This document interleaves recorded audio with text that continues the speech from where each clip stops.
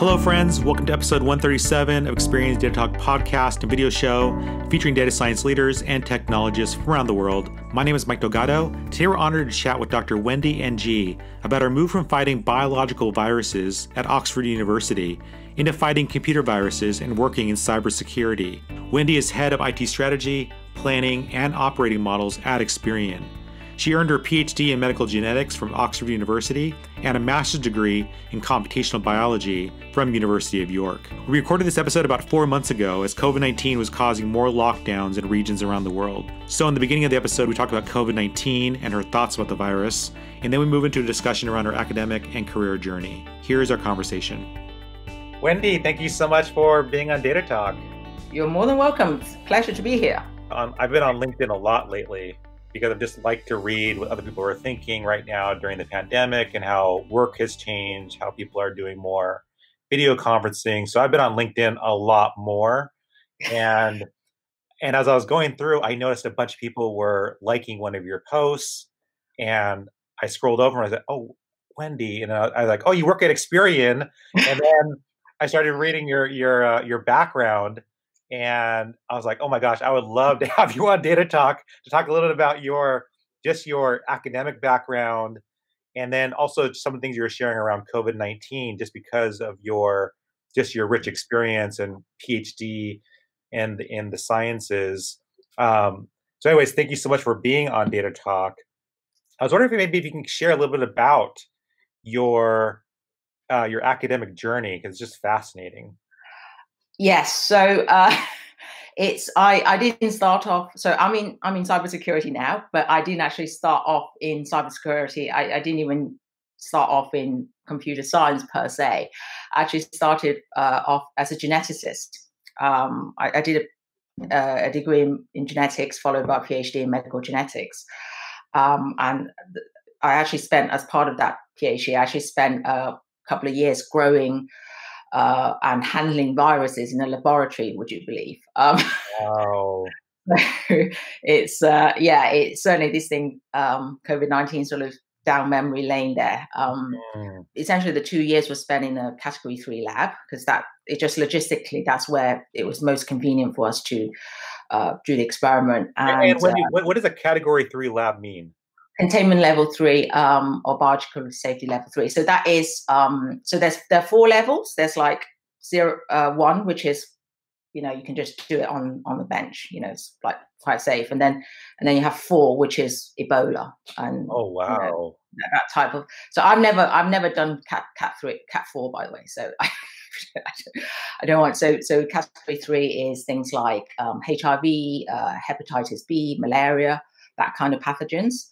So you just have a set of protocols when you sort of, a different set of training for you to be able to work in those environments and decontaminate, protocol for going in and decontamination protocol for coming out, and the reagents and the products that you produce in that is treated in some way.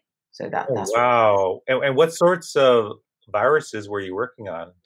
So I was working with a virus called RSV. So it's my main research was working with that virus. It's a virus that causes sometimes lower respiratory infections in infants and babies, and whether that happens, how the immune response to the virus actually have a big impact on how the disease progression. But that is actually only category 2. Is containment level 2. Because it was just so that I was in a hospital environment, and it was the sort of logistically closest lab that we can use. So in that lab, we were also trained to handle samples with HIV, malaria, hepatitis. So it's sort of slightly mixed environment, I guess. Wow. And with all of your, obviously you got your PhD in genetics and then working with viruses. So I'm really curious about your perspective right now on what's happening with COVID. I think the really sad thing is it's not unexpected. I mean, I actually did my PhD many years ago. Excuse me, many years ago, and we were in the in the research community. We were discussing it, even then. I think it's that we had a number of near misses, whereby it's a characteristic of the virus. So, people are either fairly ill when they before they become infectious, or they're in a region that's not necessarily as connected as things are, as other regions of the world. So I think with the thing with COVID-19, I think it's so much more infectious. All the data suggests it's so much more infectious than the last similar virus. It's SARS. It's much more infectious than SARS. You're infectious before you have symptoms, and so many people. There's been lots of research that show that a lot of people are walking around with no symptoms, asymptomatic. It's a very strange pathology on how different. There's a big variation, and it actually happened in, or it seemed to have originated from a region which is highly connected in terms of manufacturing, industrial, trading routes. So I think those two characteristics made it so, cause it to be the pandemic as it is now. But I think we in reality we have had near misses. We had the relatively recent Ebola outbreak, and but it was just not as contagious. I think it's the thing with this is contagious, and it's in a region where there's a lot of connectivity with other parts of the world. It's slightly disappointing that we were not more prepared for it in some ways, because it has been discussed in the scientific community. But I'm hoping that this is like a wake up call. It's like, look, we need to, if we want to continue to do business, and continue to have those connections with other parts of the world. And we really should. I'm really pro kind of collaboration, sharing information, sharing knowledge, and I'm of the generation where it was you literally can actually jump on the plane, to be on another part of the world, and we need to take care about how much we do that, for issues of the environment and so on. But I think we need to, if we wish to continue along that way of life, I think we need to be more prepared for these eventualities. And I'm kind of, I do hope that we don't lose this connectivity with each other, this connection, across the world. And I think, I'm sort of pro that thing, because I just feel we have so much richer experience, and we can learn so much more from each other if we interact.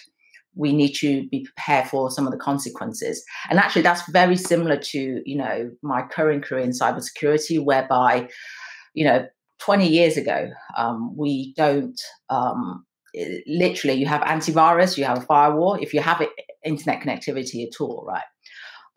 You're basically set. Now it's, you've got WAVs, you've got, a whole array of analytics, you've got, infrastructure scan. So you need to be much more prepared, and you have a whole cybersecurity program to make sure that you're constantly monitoring your environment. And I do feel there's, going forward, I think we're going to have to adopt that kind of mentality. Because I think the advantages are just too great and too tempting for us not to go there, if that makes sense. Mm-hmm.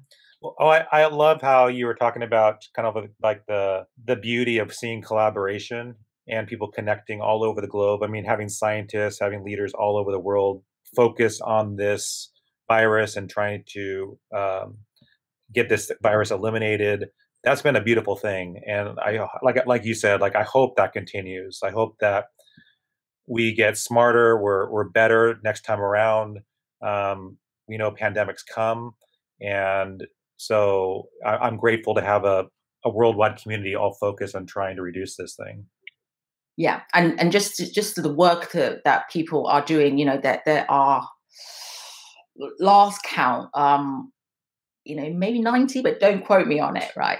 Possible candidates in the pipeline. And, we're putting a lot of effort. And, by the way, I have a tremendous amount of respect for Bill Gates. I don't want to, but I have a tremendous, because when I was in Oxford, I was in an indirect beneficiary of some of his research into life sciences. Yeah, because there was lots of equipment and lab that I wasn't funded by that organization, but the funding from him, purchased a lot of like state of the art equipment, which I kind of relished and used.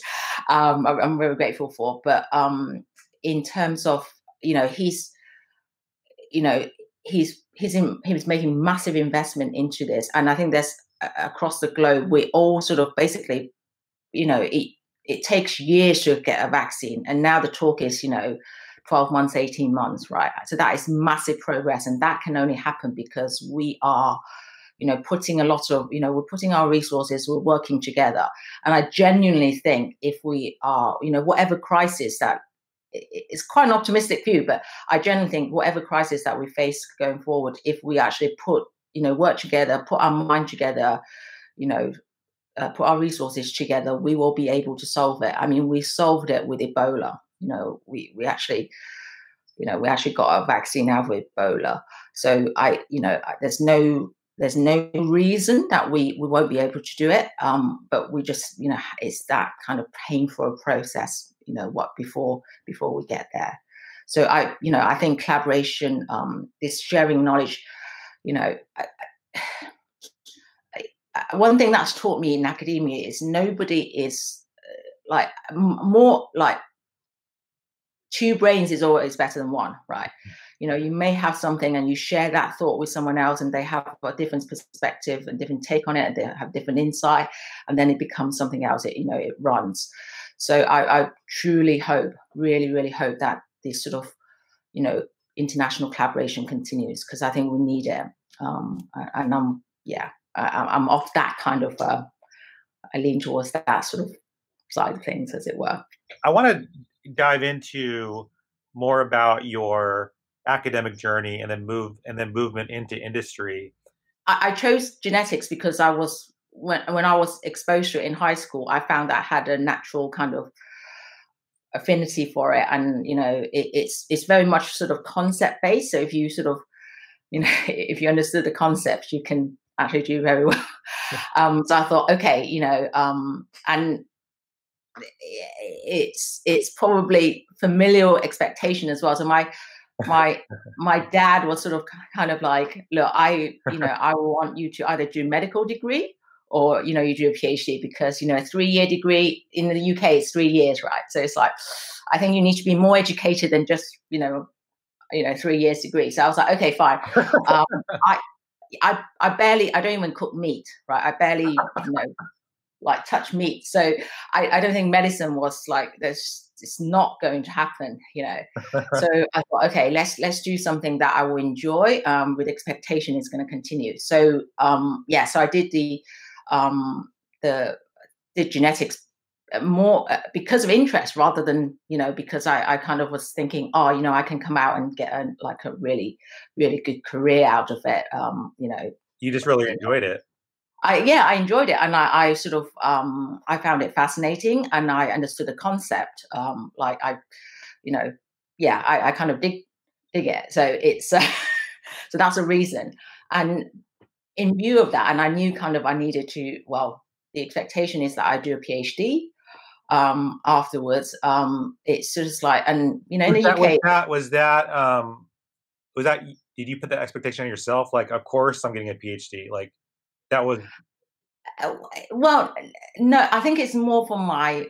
I think it's actually it's more for my dad, actually. And I was kind of like, yeah, sure. I don't like. I'm pretty laid back, and there's some things I feel. There may be some things I feel strongly about, but in general, I'm pretty laid back, and I was like, I was relatively young for my year. Like, I was like, basically just before the month before cut off for my year. So and it's a 3-year degree. So I was like, okay, sure. I wasn't sure. I mean, I probably shouldn't be admitting to this. I wasn't sure I wanted to go into the workforce, just, just after my 21st birthday. So it's like, yeah, fine. Let's, let's do something else. I'll probably learn something. I'll probably enjoy it. So yeah, so that was more sort of for my, he was like, look, I really want you to be, a bit more educated. But ultimately, I think I'm grateful. And that he's probably going to be upset with me saying this. But Oxford was his choice. So we actually live in, I grew up in Leicestershire, which is quite rural. So I was like, as soon as I can, I'm like, let's go to London. I want to go to London, in the middle of a big city. 18, it makes sense, right? So I love London. I wanted to stay in London. I was like, I was applying for places, and my dad was like, hey, I found some, studentships, like scholarships, do you want to take a look at this? And I'm like, okay, strong hint there, but okay. So yes, so it is expectation there. But having said that, I think I'm very grateful. I think I'm grateful for the training. I think it's that collaborative mindset, the ability to do research and absorb a large volume of information. I mean, we did it at undergraduate level, but I think at sort of PhD level, doctorate level is much more. It's slightly different level, and to be able to sort of do research on finding fairly, understanding fairly technical information, assimilate that, and subsequently use it, because you're not reading for reading's sake. You're basically reading about what happened in industry so that you can apply it to your experiment. So because the last thing you want to do is do an experiment whereby you haven't done enough research, and and there's lots of evidence that wouldn't work, and you kind of do it anyway, and you're sort of wasting all that time. It is actually a lot of effort. So I think I'm grateful for that. And I think also it gave me a mindset of, you should share your knowledge. You should, there's this thing called publish or perish. Well, there was anyway in the scientific community, but also you should, whatever you've done, because it's such a big investment, you should actually share the information, share your experience with the community so they can learn from it, so they don't do the same thing again. So I think that is, I think I gained a lot from that. And I do believe my writing is probably a bit better now, better post PhD, than because I spent so much time doing it. So I learned a lot from the experience. So I am actually grateful that he pushed me. And I'm also very grateful for so I actually got funding for it. So the Medical Research Council funded it. So they paid the college and universities, and then they paid, living costs, like my living costs. So I didn't come up, despite that, I didn't come up with a big debt, which allowed me to go on my rather eclectic career in choices that I probably wouldn't have been able to if I had, debts that I had to pay off immediately, a high level of debt. So yes, I'm actually really grateful for his advice. Ultimately, initially I was like, I'm not sure, but and I wasn't sure about leaving London, but yeah, I think ultimately, thank you, Daddy. You were right. Yeah, that's cool. What as you were approaching your PhD and thinking about what you're going to do next, and obviously your dad's input means a lot to you, what were your thoughts about after my PhD, what to do next, and what was your dad kind of thinking? So unfortunately, my PhD didn't happen as there's this bit of a twist. So I have very sensitive skin, so you don't, sorry about lack of makeup, but there's only basically one makeup brand that's I'm not, going to come out in a ration, essentially. But when I was doing the lab, the wet lab work, like hand washing is quite, it's a requirement really. And when you're in a category like containment level 3 lab, you really have to do it. So I developed very bad eczema, like really bad eczema, to the point where they were like referring me to kind of, get tested to see what's wrong with me. And I think there wasn't anything conclusive, but I think it's just my skin is so sensitive. If I just, put, if I wash it too often and get rid of the top layer. So I actually have a regimen, sort of self-care hand regimen now, where I always put cream on my hands after I wash them. So anyway, when I was doing my PhD, I think when that happened, it's basically the beginning of the end, really, isn't it? So it's like you probably can't continue with a wet lab. So get some advice from some very wise people around me. They said, look, I think given that, and I was quite geeky. I quite like the analytics side of it. I love the data. I love sort of digging into data and see what I can learn from it. So why don't you do, there's a master called bioinformatics. You can potentially get funding for it. There's a renowned school, and in the UK, why not give that a try? So after a bit of humming and hawing, I was like, okay, let's give that a try. So, but yeah, so they gave me funding for that as well. So I was very fortunate. Again, it's like another thank you for the investment. But through that degree, so I was already the genetics, the type of genetics, the field of study that I was interested in used a lot of analytics anyway, and statistics, because it dealt with a lot of data. But it was the masters that gave me like my first exposure to machine learning. So I actually did the project was actually using a supervised machine learning method to look at whether you can to essentially select protein crystals for subsequent research. It's a long time ago, so things might have moved on, but it was my first exposure to machine learning, and the results were impressive. So I was like, whoa, this is really cool. Sorry, my geekdom coming through. So I was like, it's and actually when I did that project, my supervisor was like, hint, I got a funded place, if you want to apply for. I was like, I don't really want to do another PhD. As much as I was kind of at that point, I was itching to sort of start working. Yeah. So thank you, but no, thank you. Yeah. So and that's kind of basically drew me towards the sort of computational side of things, and I sort of essentially everything. Sometimes everything you do, you kind of do it for a reason, and if you just like keep walking, sometimes path will open to you. And I think that opened a path to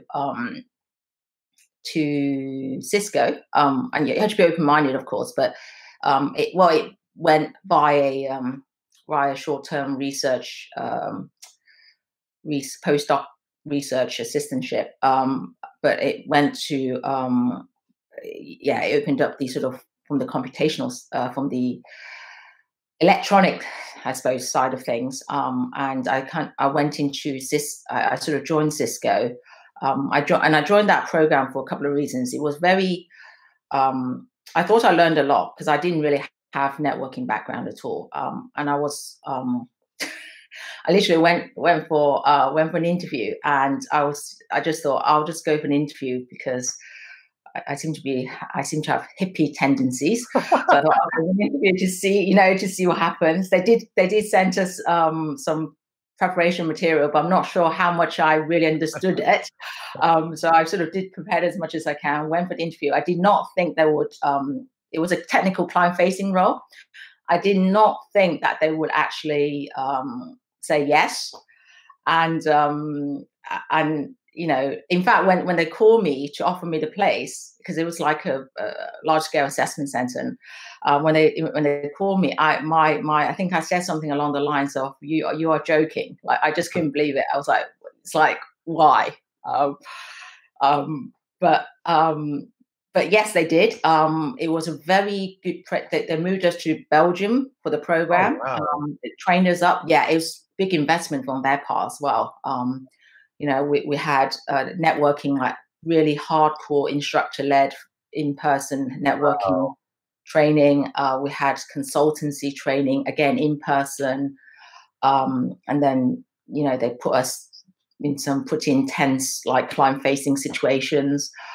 I'm very grateful for that program. And I learned so much from it. And I learned, the thing what I learned was, so when I was in, when I was in sort of the life sciences, right, I was, I probably knew more than the average person, right? And it was just really strange because my peers at the time, and that's part of the reason why I was so surprised they selected me. My peers at the time were kind of network professionals already. Like, they already had a lot of training, right? They've been networking background, or mobile telecommunication, or and they already passed some of the certifications. So I was like the worst student, like, they were up here and I was like, they were up here and I was down here. Oh, Yeah. Wendy. But it gave me an opportunity to learn, because that's the best way for you to learn. So I learned so much from that program. And it gave me, I'm relatively social. I do like, I'm quite geeky, but I quite like a social interaction as well. The job was, it was a client-facing role, but it had the sort of the background to keep me, like, intellectually engaged, but it also allowed me to sort of engage with the clients. Oh yeah. I really enjoyed. So yeah, seemed like a perfect fit for you. I think it was. I mean, I think consulting, I didn't really explore it when I think my view was very much, it's more narrow. I didn't explore it when I was at college or university, but I think it's actually a good job fit for me generally. But during in that, when I was towards the end of sort of my time with Cisco, I kind of realized, actually, connectivity, everything's connected. Networking is about how to connect devices, but all of this connectivity, there's side effects, right? If you have an infection, if you have connectivity and the connectivity is not with security in mind, everything's going to get infected.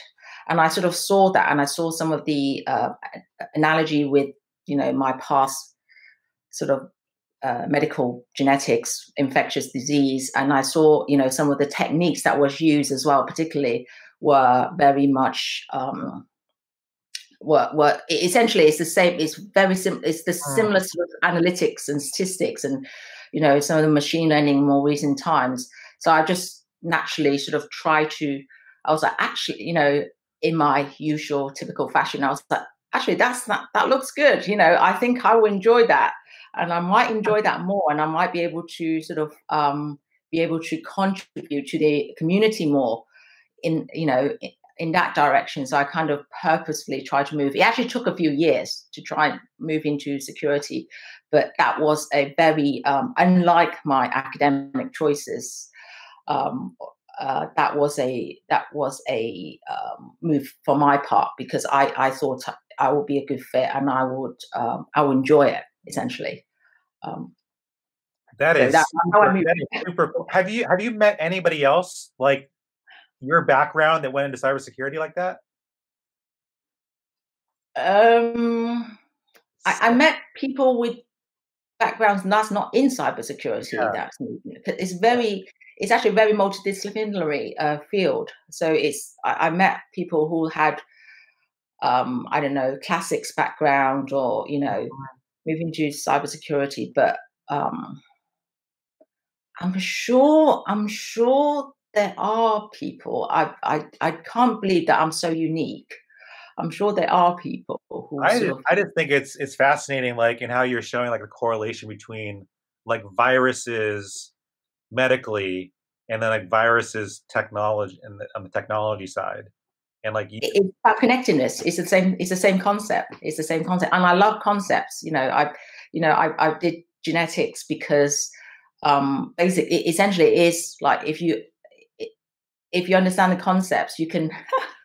I probably shouldn't be saying this, but you can work out a lot of the answers in the exam itself. So yes, you can go in the exam, and you don't need to cram and rote learn, and I probably shouldn't be saying this, but it's all about concepts, and I love concepts. So I just, it's like, if you just come out of it, Yeah. that there's so much connectivity, and the the analytics methodology are the same. Basically use the same thing. It's all kind of analytics that's been around for yonks, and we now have the power to be able to take advantage of those algorithms. So it was, I saw that and I was like, right, let's go that direction. Yeah. That's super cool. Oh, I love that you talk about the concepts, because like you have like a gift to not only you love the concepts, you understand the concepts, and you can apply them. I come from a different background where I like concepts, but I don't understand them very well. I'm sure that's not true. I think I'm probably I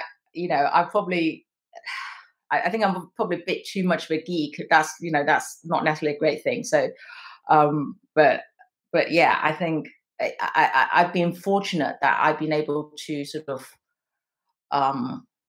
be able to pursue kind of what I liked, and almost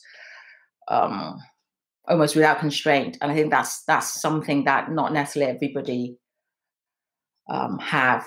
Not everybody has, and I'm grateful for the and I hope that I can sort of be able to sort of return some to the community, through that good fortune. Well, I also like how you work super hard, right? Getting your degree in genetics, going to one of the top universities in the world, getting your PhD, and then like still being like open and like, oh, I wonder, oh, this looks interesting too, and then going into computational biology, and then working at Cisco, and just like your career path is so interesting to me that you just kind of felt your way along, like, yeah, I kind of like this now, and you had no problem kind of just shifting over, because a lot of people would feel really committed to staying in genetics after all that work. Yes. So I'm quite open, so I'm not sure that's a good thing or bad thing, right? It may not be a good thing. Depends on where you stand. Thank you. Depends on where you stand. So I'm very open to sort of new concepts. I think I think my main thing is I want to learn. I'm always keen to learn about new things, whatever it is.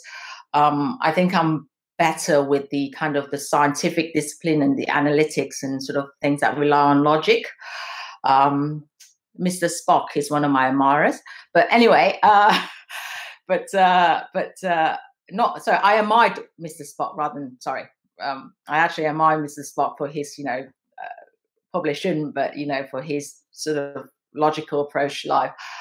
So I'm probably lean towards that. So I probably have insufficiencies on the sort of more kind of the more classics and aspect of it, which also has value. So it's I guess I'm just more lean towards that direction, and I'm very open in terms of learning new things. And I think that's one of the major privileges of being alive. I mean, it's just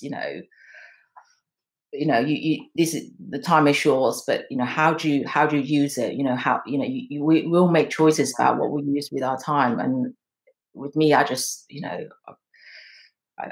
want to find out more. I'm slightly curious or nosy, as however you want to put it. So and I think I've just been fortunate enough to be able to have careers where I'm excited about, and if if a path doesn't work out, I can I was able to sort of go a different path. But I think that's for everybody. I don't think I'm kind of that unusual. I think especially from people of my generation and younger, I think we're going to have not necessarily one career. We're going to have multiple careers anyway. So I think I'm probably a product of changing societal expectations, longer careers, we're living longer, so we have to, work longer. And the thing is, I genuinely think, I think work is actually good for you, because I think it stimulates your brain. I think there's a lot of research which show that people who continue to work or continue to sort of put a stress or excitement, or whatever you call it, to their brain, to their, just give some stimulation to, to the gray cells, that they can, they actually have a better quality of life for longer. So I don't think that's necessarily a good thing. And the other thing is, I think I was less open about it when I was younger, but sometimes I think we have this amazing organ, like our brain, this absolutely fantastic organs, just, billions of years of evolution that's come up with that. Sometimes we, whatever our, expectations, if we let that go, we can, I think we can do a lot more. And actually, actually wrote a blog about it. And the title is a bit, I promise it's what he said. So when I was in Oxford, one of my college tutors basically said to me, life's not black and white. Life's like, I'm not sure whether he said shades of grey, but basically he meant, it's different, levels of greyness. So, and what he was trying to say to me, I think, at that point was, look, just be open-minded about things. Don't, whatever your expectation, it may not work out that way. And, if you need to do something that's not expected, go for it. And I think I think I'm grateful for the training at Oxford, for both the academic rigor, the opportunities that open to. Thank you, Mr. Gates, and your machinery, the machines that you pay for, and also the sort of pastoral care that I received from pastoral care. Sorry, I received from the college. Just like someone kind of basically providing that mentorship, and just say, look, just lower, take away your expectations. You're going to learn a lot more if you're open to things, and and you're going to have, I think, almost an easier life. You're not sort of holding on to an expectation which may or may not be realistic. Sorry, that's a very convoluted way of saying. I love that. Also, I want to ask you about your dad. Just, he must be so proud, obviously going to an amazing university, getting your doctorate there, and just seeing you navigate your career and use your curiosity, your interests. What, as you talk to your dad now, I'm kind of curious, like his thoughts on like your career path, where you've gone. I think he's always been, he's quite clearly Chinese. He's always been very kind of open to my career choices. I mean, he believed that I should, because of how kind of my brain works. He obviously he knows about me probably better than I mean, he's watched me grow up. He thought I should go into the sort of more scientific discipline because I would cope with those better, and, maybe sort of more, the less scientific. So anyway, I think he encouraged me in that way. But one thing that he always instilled into me is that, I want you to be independent. He's been one of my biggest supporters, and he's supported me, with a PhD. I was fortunate to get funding, but, he kind of said, look, if you can't quite get funding, I understand, and, I can, I'm happy to fund you. And actually, I want to fund you. So I think but the thing that he basically always sort of drummed into me is, I want you to be independent. I want you to be receptive to things. I want you to be able to learn from your experiences. Because ultimately, I think it's yeah, I think you know, I would believe in collaboration, but you need to be able to contribute to society, right? You know, you need. So I think he's initially, when I changed, I think he was like, really? Yeah. Yeah. Are you sure you want to do that? And but I think now he's reasonably happy. He's reasonably happy because you know, he can see that I actually enjoy my work, and I'm, you know, hopefully making a difference, not just to, you know, the people I work with, but, you know, to the communities. I've been blogging for, I think, 3 or 4 years now, continuously, just Wow. sharing my experience. You know, because especially when I moved into into consulting as opposed to when I was in Cisco. You know, I faced so many clients that came to me, and they had like, well, came to us as a came to the company that I was with, and with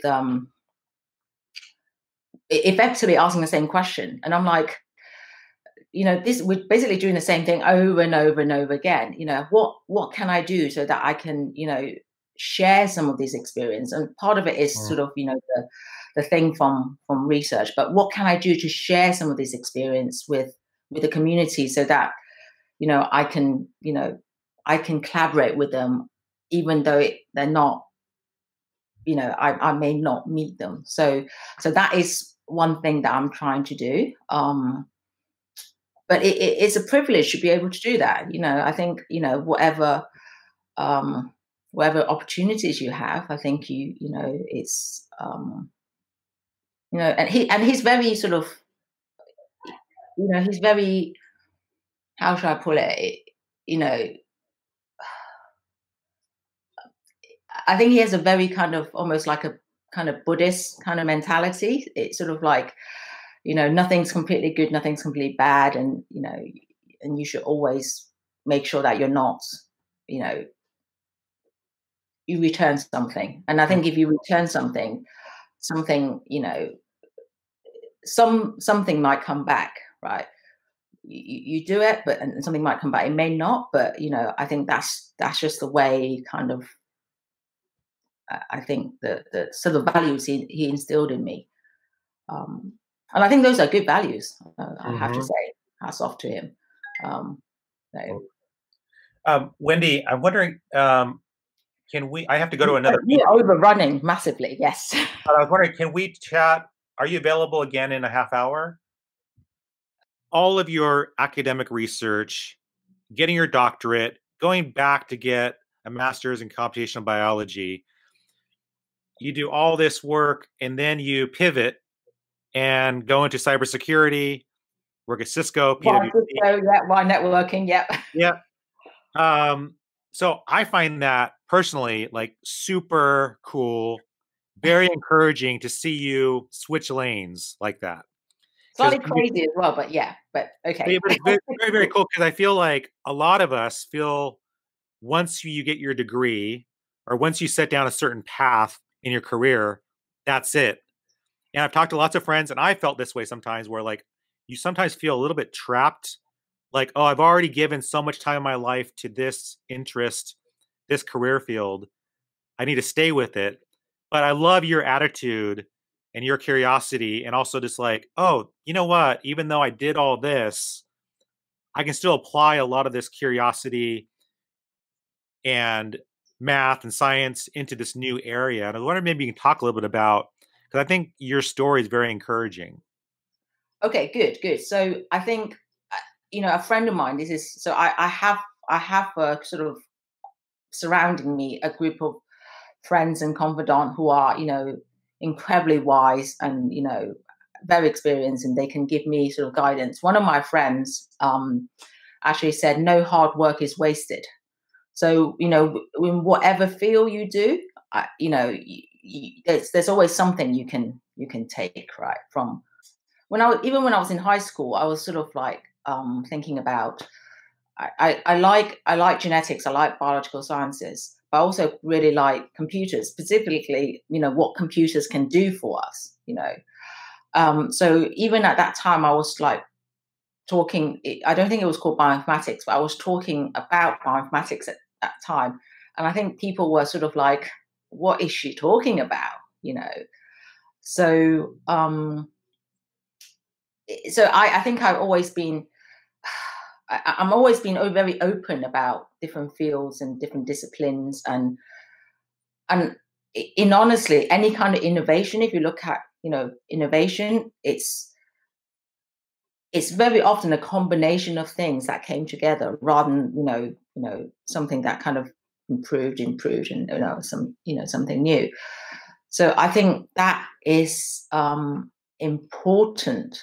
I think for innovation, that sort of, I keep talking about it, collaboration, cross-fertilization on ideas, you're sharing,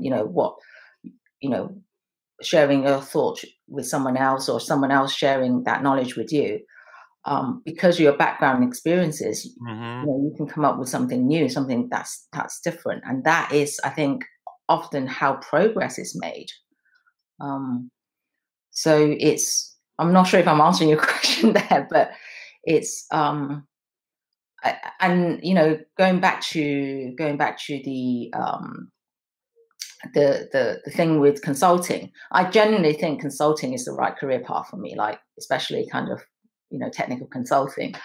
I was pretty close to it, when I was sort of going into sort of doing research. I was sort of like, this is the career path. You do your PhD, you do postdocs, you hopefully get a lectureship, and then progress from there.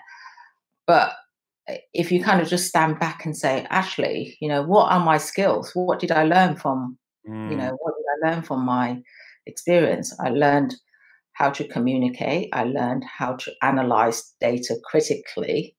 I learned how to assimilate information, a vast amount of information in a relatively short amount of time, and utilize that. I sort of have a good understanding of sort of the analytics methods that we use in today's world. And I learned how to sort of handle mass amount of data. If you take that, actually that's transferable to anything, especially the more sort of, I guess, the more technical subjects. So it's I don't think anything. And to be fair, I was in a position where the undergraduate, when I did it, we had a token fee effectively for the tuition fee. So, and I managed to get funding for the subsequent degrees, so the tuition and the living costs. So I wasn't saddled with that amount of debt, a large amount of debt, which I had to pay off. So I guess I was in a good position to do it. But I think the possibilities is limited by your imagination oftentimes. And I do understand this sort of fear of, people think, oh, what if I'm not good enough, and to be fair, when I transitioned into Cisco, and that was a major transition, I was like, oh my goodness, it's like knowledge level. But that's great. You're the bottom, so there's always chance to improve. And as long as you're using your time to improve, I think that's probably the most valuable. But I do understand that I'm sitting from a very privileged position to say that. So I love your just your willingness to like, I'm going to learn so much by moving over here, by pivoting from this area, because you could have, Wendy, to just continued your research, been a professor, continued in academia, and been very comfortable because you have given so much of your life to this research, right? I have. I mean, the lab work was a major issue. If I was to continue with lab work, it cannot be in a containment level 3 laboratory, for example. I think there's, possibly with relatively limited, more limited areas that where I can research in. And and if I'm honest, really, I think I look for a balance. I do like, the sort of nerdy, geeky stuff.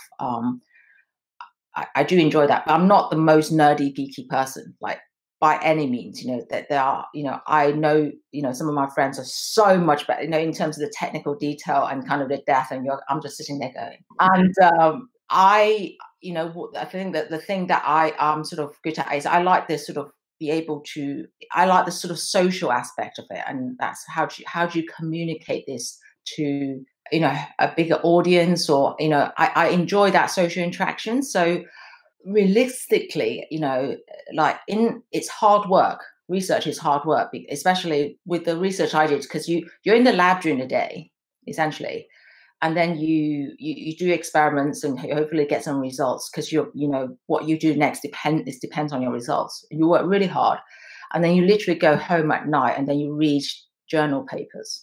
You read the latest research, what's been published, what's out there, so that you make sure when you come back, your research is, you're doing the right thing. So I think it is much more of a, if I'm honest, I don't know how it fits with kind of really with my personality. I feel, and whether I would necessarily be that happy. I probably can do it, knock on wood, but I think it's I think I would be pining for some of the sort of more social aspect of it, which is involved in, in business, and, involved in, consulting. I guess it's sort of, but then I do understand that, you got to that level, and then you kind of, they are afraid of sort of like, oh, I got to that level, spend so much time here. I understand it. And if I move somewhere else, I don't, my knowledge is not quite there with, maybe my peers in the industry, especially initially. But I see that as an opportunity, because, if your knowledge is here, and then you basically, every effort you just like go like this. If your knowledge is here, you have the opportunity. This is your room for development. So, right. And it is a position of privilege to be able to do that. But, that is, and I can, you get an opportunity where you can see yourself develop. You can see like day by day, it's sort of improving that much. And it's usually at a much better, at a higher level, a greater level than, when you were, already an expert, because there's only, that much room for improvement that's supposed to be. Do you tend to gravitate towards roles where you just see tremendous growth for yourself for learning? Yes, I enjoy, because I think just my curiosity or nosiness. I've always been sort of that way. So I think that's only have an attraction. I think I gravitated towards consulting because oftentimes you got to pick new. You're basically just put on an engagement to help a client, right? So you need to know what you're doing, and sometimes you have to. It's not necessarily the area that you're most comfortable with, so you just have to, learn that very quickly. But that is an attraction. But like for me, a career that involves continuous learning and involves novelty, innovation. That is something that's very attractive to me in a career. So yeah, so I think I'm naturally kind of that way anyway. So yeah, that probably explains some of my choices. That's so cool that you found early on like a love for consulting. I've never done consulting for a corporation before, but for me, I would think sometimes that this is where imposter syndrome can easily slip in. And even though you may have done all this research, be totally experienced, you're the right person to be doing it, and all of a sudden you start to doubt yourself. And I was wondering if you can kind of talk to imposter syndrome, and if you've gone through it, how you kind of manage your way. Most of the time, you're not comfortable with everything. You're going to be dealing with data that's incomplete. You're not. You're going to have. There's going to be gaps in your knowledge. But I think ultimately, in terms of dealing with a client, I always been very upfront with the clients that I've dealt with, and it kind of works because, if you're not, you're going to get found out eventually, right? Mm. I so I always been upfront. I was like, look, and now with LinkedIn, you can, can check it. This is what I know. This is what I don't know. But I have these skills, and ultimately, very often when they sort of engaged with us, our job is to help them solve a problem. Their job is, they may have other jobs, they're kind of have responsibility for. So in a way, we have the luxury of focusing on that problem, and we have the luxury of sort of being kind of outside the sort of immediate kind of day-to-day kind part of their organization should give that recommendation. I mean, no one knows everything, but I think ultimately, you have to do your homework. There's no doubt about it. If you do, you have to do your homework, and based on experience and judgment, ultimately you can contribute something of value to the client. They are able to effectively leverage your input. I think that's how I kind of approach that one. I always try to do. I genuinely always try to do the best for my client, and I think it's I'm here to help you, and I'll do everything I can do under my sphere of influence and my power to help you. And I think that tend to work very well with clients, actually, from experience.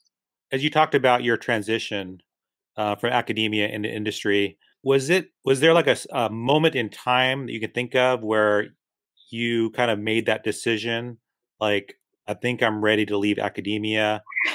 Was there a moment in time, or was it like a slow process of you thinking about it and then making that transition?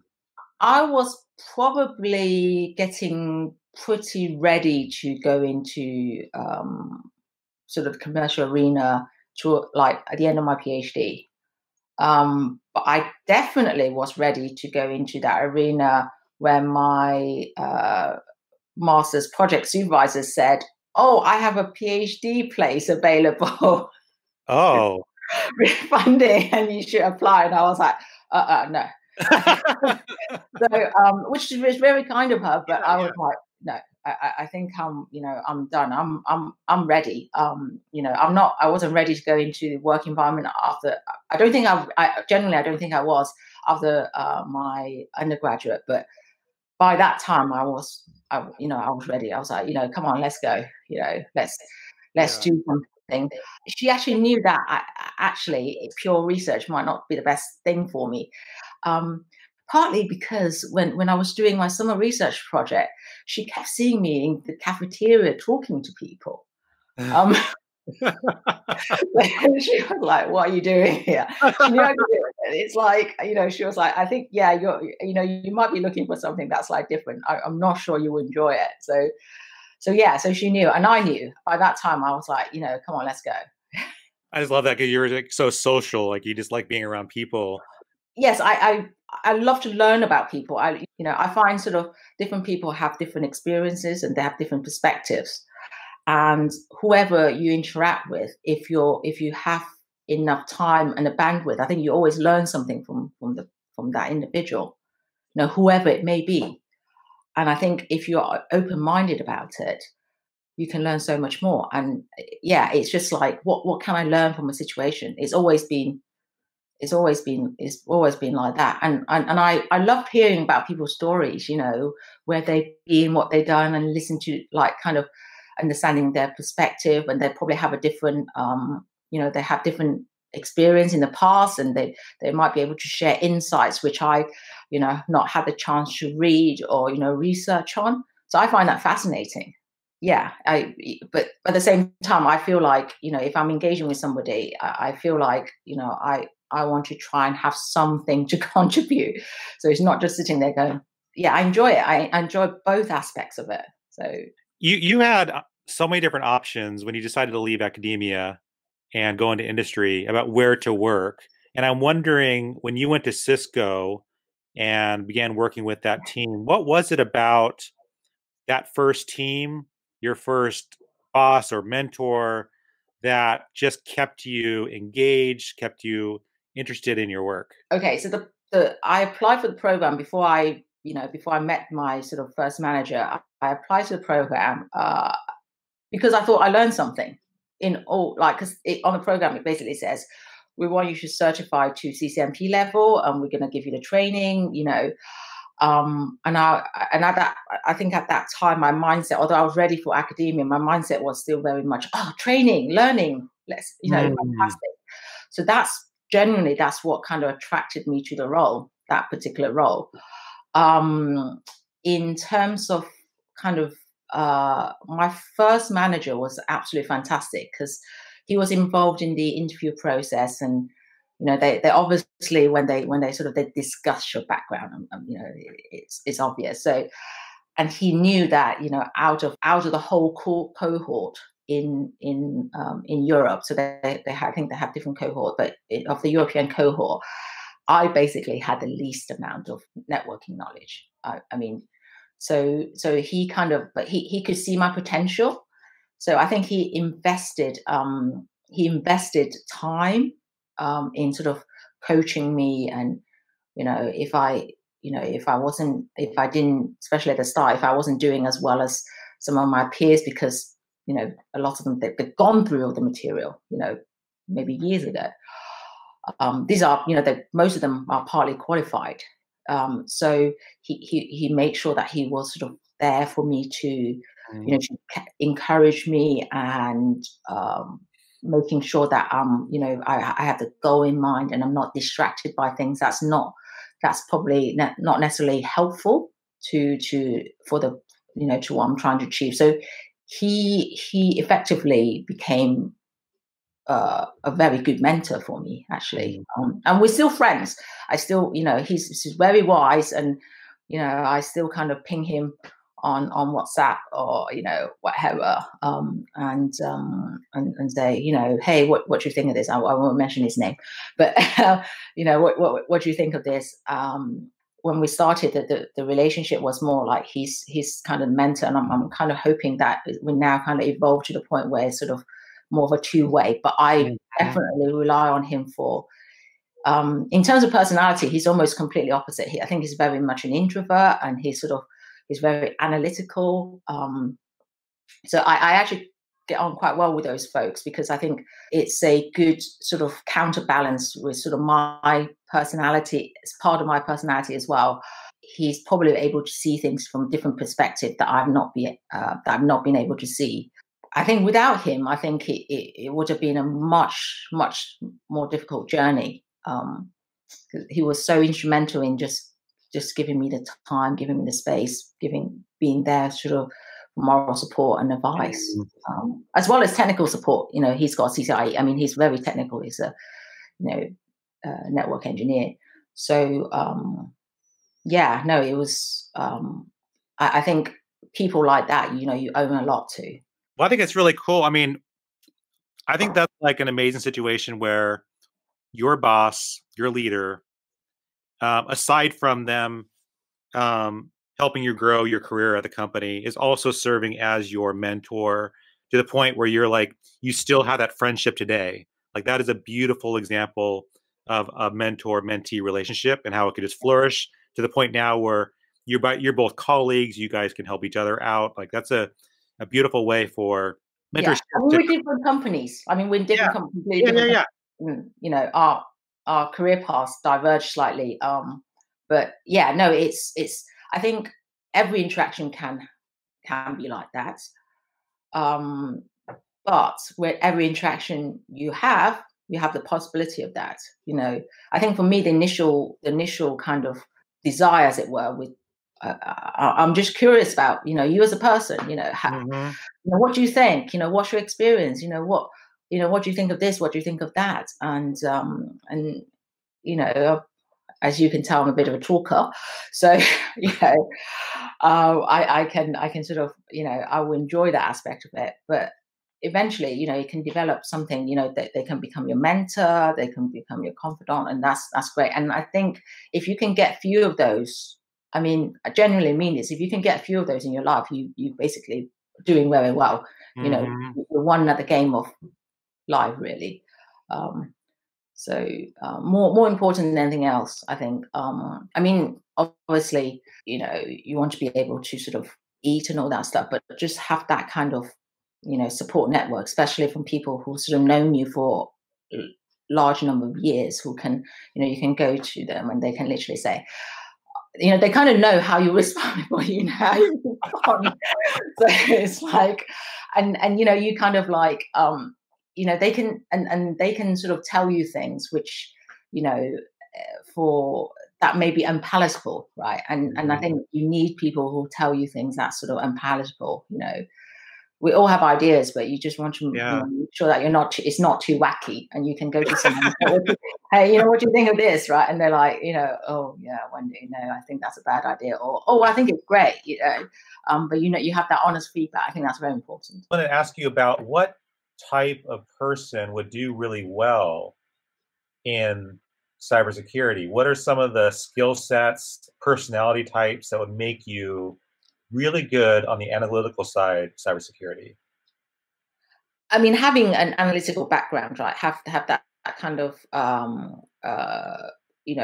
anything from the sort of math science, analytical chemistry, or, analytical, genetics actually use a lot of analysis, especially, for some areas of it. So anything that has that kind of, when you've been exposed to that, would be, I think, will give you a good background. But actually, for somebody who's, you don't need that, right? So what would be, I think, for someone with a good, who's able to do well in cybersecurity, I think it's an inquiring mind more than anything else, because things change all the time, and it's exciting, or it's painful. However, it depends on which side of the fence you sit, right? So there's always going to be a new thing, and you constantly need to be learning. And I think somebody who enjoys that and finds that challenging and likes to continuously learn about, what's out there, almost a bit nosy, I guess, I think would actually, I think, do really well in cybersecurity. But I think that's not just cybersecurity. I think that's in technology in general, right? Somebody who sort of constantly, keep abreast of what's going on in the field. So, you can come from any type of background. That I've seen people who sort of, are English majors, or, came from, I don't know, philosophy background. But as long as you're sort of, willing to keep constantly learning and constantly sort of developing and understand it's a moving field, then I think you do really well. I think that's the biggest thing. I think you need to be curious. You mentioned, keeping up on what's happening, and I'm wondering, what are some things you do to keep up with what's happening in cybersecurity so you can be effective and keep growing? So I do read a number of publications, which I will not mention. I am probably, because I don't. Yeah, they're not like, the legitimate things. So, I just want to make sure that clarify that. So and I am members of organizations where I get a lot of current materials, and I try to contribute to the community as well. I think one of the things that I do like about cybersecurity is that it's quite open in terms of sort of allowing people to contribute and for us to learn. It's not, there are lots of kind of communities whereby we are able to do that, and things are happening. Things are changing so quickly that I think if you have something that that you've sort of gained exposure to as a project or program, you can share it with somebody. I think I do get a lot of my information. So one of the organizations that I'm part of is IC Square. So that is a very much a security focused organization, and they do a lot of certifications, training programs. They also do like magazines. But that's not the sort of only one. Right, So right. it's So you're really keeping in touch with like different industry publications, journals. I try, and there's conferences and so on, but sometimes it is, to be frank, it can be quite overwhelming, just the amount of information out there. So I guess you do have to kind of, I suppose, pick your battles, Yeah, and it depends on your role. So my my current role, or yes, the initiative that I've been part of for the transformation program, I was looking into I was diving into sort of quite deep as to how some of the tools work, and that is requires part of your role. But if you're sort of more, if you're a professional from kind of this on the strategic consulting and side of things, then that may not be appropriate, and you might be looking more at the trends, right? So it's it depends. It really does depend on your role where you get. But there's so much information. Sometimes yeah. it is actually quite overwhelming. But you know, it's exciting at the same time. Things change, and Yeah. How do you balance like doing your work, but then also like in order to do your work, you need to stay current on best technologies, what's happening in the industry, and because of your background, you're excellent in research and analyzing, and that's got to be part of your job so you can stay current and do better work. But the hard thing about the research side and staying current is there's no like, right? Yeah, there's no finite. Yeah. Yeah, it's So, like, yeah, how do you manage all that?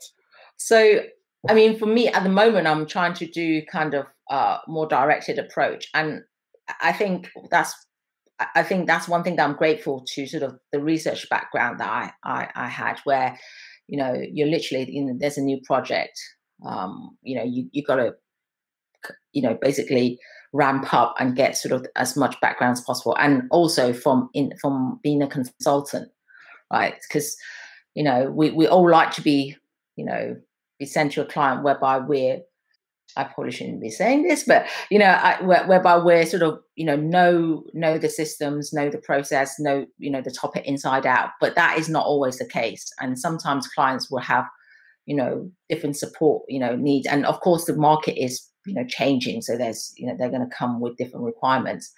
So I think that sort of exposure and being able to sort of say, right, okay, tomorrow, next week, or whenever, you are our expert.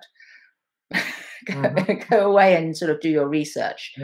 I think that's for those instances, it's very directed research. It's like, right, fine, this is what it is. What can I find out with regard to this type of area, this area of this particular topic? What research can I use? Another thing that I do use is because of consulting, I have kind of contacts.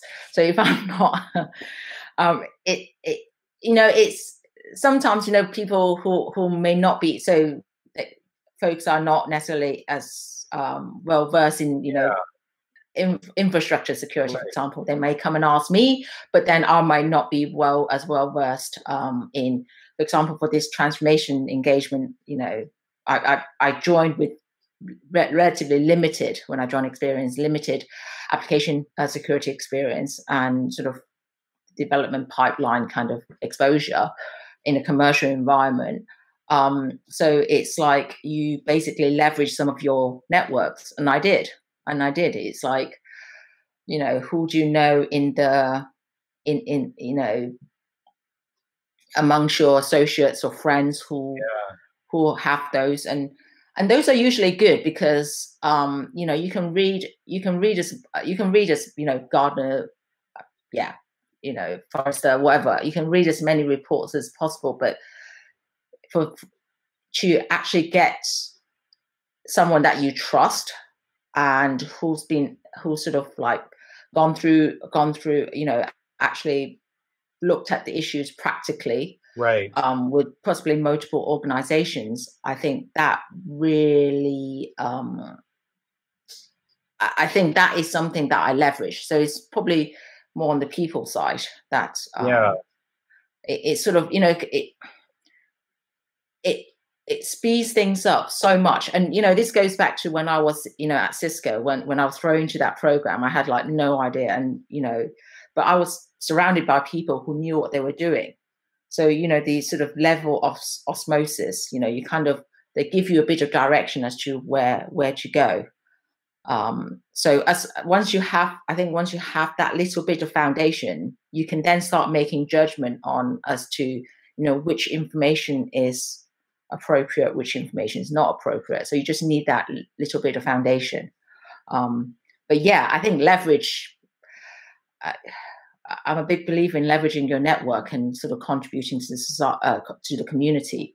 So if I have buddies, yeah, I use those. I absolutely use those. So it's not just sitting in a dark room somewhere, with a pile of books. Yeah. No, it's so cool hearing you talk about this, because sometimes we don't think about all these different aspects to do your job well. Like, not only do you need the mindset to kind of enjoy analyzing, to be curious, to do the research and be able to do that research alone, but then also, oh, who's in my network? How have I built my network so I can reach out to people who are really good at this one thing that I can go to, right? Absolutely. And they've done it. Or, who do I know who knows somebody who does that? And I think, at the beginning, when you first start, you might have a relatively more limited network, but as you sort of work with different teams and work with, in different organizations, different projects, you meet more and more people, and you can you always, I'm not doing it on purpose necessarily, but it is, I do, when you work with somebody, so it's natural for you to sort of develop rapport, or possibly a relationship with them. And even if it's only a small proportion of that gets carried forward, then you start to build yourself a really, really great network. And also, I mean, any project, right, whatever engagement project you have, you can do something as an individual. You need to make sure that you're doing kind of your bit and you're contributing to the team. I feel it's important for you to do that, but you really need a team to do things well, and to make a sort of a big impact. So I think working with others along the way is actually very important. So it's not just it's not just the analytical part of it. It's not just the technical. It really is, who you meet along the way and whom you can learn from. It's kind of learning all you can. It sounds a bit bad, but it's like learning all you can from the people around you. So I think that's the, and I think that I feel that is probably one of the, whether it's virtually or in person. Obviously we can't meet anybody in person at the moment, but just like even to like virtual interactions, I really do enjoy sort of working with other people, especially if their skill sets complement your own, and you're just like learning from them, and what do they think, learning from their experiences. So I think that is an important part of security, because ultimately, actually, security, we're not at the point whereby it's machines that's attacking each other yet, right? At the moment, we're still at the, ultimately, who are the attackers, who are the defenders? It's us, it's humans. So it's sort of, with the technical aspects of society, it's very much a human problem. Well, not a problem, but it's a human career. Yeah. I liked how you talked about like how important the team is around you, that you can leverage each other, brainstorm together, work on things together, because having different insights, different perspectives will just help you so much faster along. Fast along, it's much, if you work well with your team and you trust your team, the thing is, it's like, it doesn't matter. I, Look, we're all humans. No one, I don't think, any one person is that much smarter than, but if you have a team, I always feel like more brains is, two brains is always better than one. I mean, okay, caveat that a little bit, but, I do feel kind of having another person there to sort of, chew through things, or, whatever problem that you're trying to resolve. If you have a good team in mind, it kind of almost doesn't matter. You will work it through. You will find a solution. You will find some kind of resolution, right? It may take you a little bit longer. But if you have that team that works together, that is what you need to achieve good things or great things. It's that team and how they work together, really. I think what's hard right now is I've always found like some of my best moments, like working with teams, have been in person, and like every quarter, every year, we'll meet as a big team, generally to talk about the next year, the next quarter, and get the whiteboard out, and everyone's kind of working, and something about being in the same room, like there's an energy that's there, and you kind of feed off of that. And right now, like everyone's working virtually, and so video calls are great. I think this is like the best we can do right now. And then I think there's other tools like Slack where you can like keep dialogue going and keep certain conversations visible for everybody. But I'm kind of curious, like for you right now, as you're working with your team, how are you kind of, I guess, nurturing those relationships and keeping that vibrant energy going? So, I mean, how am I doing it? I think probably checking in with them. I mean, gosh, it's a hard one. So the thing is, it's really difficult to answer because I'm not. You probably notice I'm not shy. So if I need to do something as part of my role, I'll just be like, hey, how's it going? You've got time. And if they don't have time, tomorrow I'll be like, hey, how's it going? You've got time. 10 days. No. But so I'm very open to sort of reaching out to people and, talk to them about, virtually. There are members of the team that I work with that I've not met. And yes, I agreed. I think the relationships would be stronger if you are able to meet them in person. So things are not ideal at the moment, but I am hoping for vaccine and, some kind of treatment at some point. I think if we work together with COVID-19, I think we're going to find a solution, right? And if we work together, we'll find it sooner. Yeah. So I think, my hope is that by working together, we will get out of this artificial situation as quickly as possible. I mean, it is the biggest pandemic for 100 years. Let's not forget. But we've been getting this question over and over and over again in our community, and it has to do with new graduates, people that are just finishing school, ready to start their first job. They're starting, and right now is just like the timing is just so difficult because hiring freezes, there's layoffs, there's furloughs, and so companies that are going to bring back people are going to bring back past employees, right? So it's a very difficult time for people who are just graduating school, who are planning on starting their career. And so the question has been like, what advice do you have for these graduates right now during COVID as they are trying to get work, trying to figure out, what do I do during this time where I'm waiting for my first job? So I understand how frustrating it is. I honestly do, because actually when I finished my PhD, I kind of, that was, I hit the last one. So I understand where it's coming from. So it is not the best time, but it's not going to be forever, right? I think if possible, I think keeping yourself mentally and physically kind of, in shape, I think that's important. Looking after yourself, but also, in terms of before COVID, you must have plans, right? You must have some, you must have plans of what what you like to do.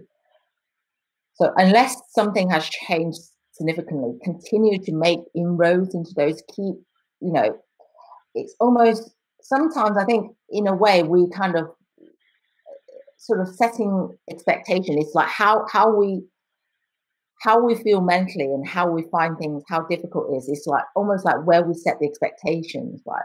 So in a way, if you sort of lower your, I know it sounds probably not, sounds bad, but if you lower your expectation, is understand that, this is a situation. You are not alone. There are, millions, if not billions of people, are in a similar situation. So, literally just take a breather, understand the situation, continue to make inroads where you can. If you want to go into security, for example, well, you've got a lot of downtime right now. Explore the different areas. There's a whole bunch. There's so much kind of free material out there whereby you can sort of educate yourself as to different areas, different topics, different fields. Take that time, do some of that now, do some of the research now. Maybe do some research on your targeted companies that you would like to get into. Maybe some research on what getting a foot in the door. The first step is very difficult, right? So doing some research on how what they do in terms of what the interview processes are, what the stages are, what they're looking for in terms of when they make the selection, it's from the CV to the final round. Like do those research, prepare yourself. So when things open, you're kind of, bam, okay, your first attempt, you may not be able to get in, but, if you keep going, you're going to get there. You will get there. And you will, like, this is not, things come in cycles. This will not be forever.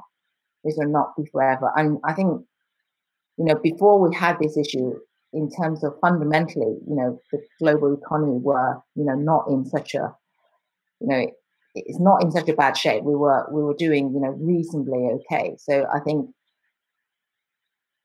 do as much prep as you can in the background, educate yourself, keep yourself well, look after yourself, so that when the opportunity comes, do it. And that's not just with, this COVID-19, it's with everything, right? It's sort of, so it sounds really cheesy, but I'm a big believer of this. Ultimately, we're kind of all competitive, but ultimately your competition, whatever, you're basically competing with yourself. You're basically trying to see, what's the best I can become? I mean, that's my goal, right? How can I learn from today? How can I develop today, learn from experience today, and be better tomorrow, or have at least, that direction? So we're all basically just, trying to do the best that we can do. And the best we can do at the moment is we can't control, some of our external factors. Then you just hunker down and, do what you can, what you are able to do, by yourself while you have this downtime. Just focus on what you can do, and don't stress too much. I know it's a very stressful situation, but don't stress about things that you not got control over. So one of my first manager actually clearly I was I needed some guidance at the time, but he actually suggested I read, I think, the 7 Habits of Effective People, I think. Oh yeah, Stephen Covey. Yes. So, and I think one of the lessons that I sort of came from that, and one of the things that he sort of, you know, as a sort of mentor, he said to me was like, look, just focus on stuff you have control over, you know, you know, conserve your energy, choose your battles, and you'll be fine. It'll be fine. We'll all be fine. We really will. And if we're not, then, you know, there's no point worrying about it. Sorry, that's like, oh my gosh. Yeah, maybe cut that bit out. Yeah, I think that's really a good, positive message, a really good way of viewing this time.